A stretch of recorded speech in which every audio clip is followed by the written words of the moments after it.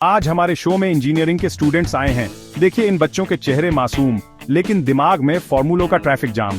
बताइए, कभी बिना चावल की बिरयानी खाई है? सोचिए, बिरयानी में चावल ना हो सब अधूरा लगेगा, है ना? इसी तरह अगर इंजीनियरिंग मटेरियल्स ना हो तो हमारी दुनिया भी अधूरी रह जाती। सुबह उठते ही जिस बेड पर सोते हैं, मोबाइल, बाइक, हर चीज मटेरियल्स से बनी है। हम इन मटेरियल्स से घिरे हैं, ये हमारी जिंदगी के गुमनाम हीरो हैं। आज हम जानेंगे कि ये मटेरियल्स क्या हैं, कितने तरह के होते हैं और इंजीनियर कैसे सही मटेरियल चुनता है। कोई बोरिंग लेक्चर नहीं, हंसी मजाक के साथ समझेंगे। सोचिए, अगर आपका हेलमेट थर्माकोल का होता या पानी की बोतल मिट्टी की, मजा ही किरकिरा हो जाता। हर काम के लिए एक खास मटेरियल है और एक अच्छा इंजीनियर वही है जो सही चुनाव करता है। ये पूरी साइंस एक आर्ट है, कहाँ लोहा कहाँ प्लास्टिक, ये जानना जरूरी है। तो तैयार हो जाइए, आज हम मटेरियल्स के पूरे खानदान से मिलेंगे। सबसे बड़ा सवाल, इंजीनियरिंग मटेरियल्स आखिर हैं क्या?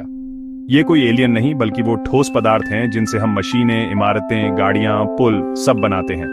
इंजीनियरिंग मटेरियल्स वो कच्चा माल है जिसे इंजीनियर अपनी नॉलेज से काम की चीज में बदल देता है। इनकी जरूरत हर जगह है।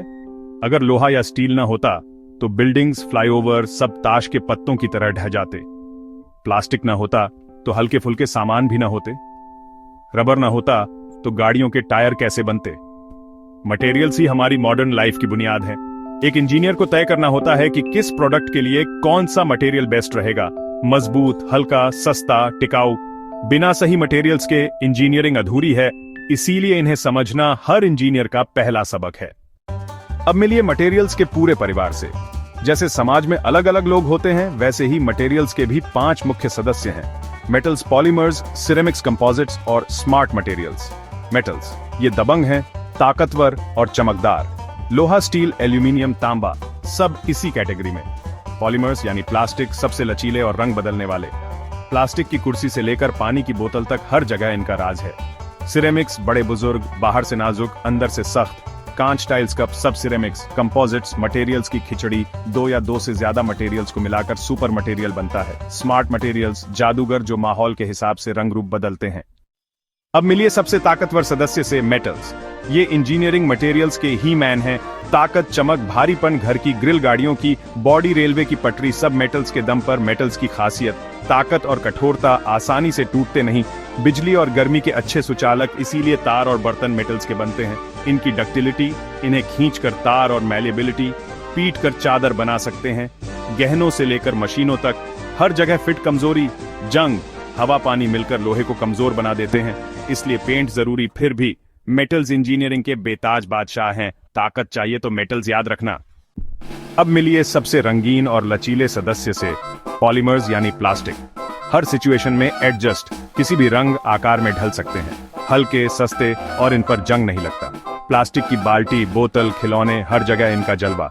प्लास्टिक बिजली का कुचालक है, इसीलिए तारों की कवरिंग, स्विच, प्लग प्लास्टिक के बनते हैं। कमजोरी, मेटल्स जितना मजबूत नहीं, ज्यादा तापमान में पिघल जाते हैं और नॉन बायोडिग्रेडेबल हैं, प्रदूषण फैलाते हैं, इसलिए इनका इस्तेमाल सोच समझ कर करें।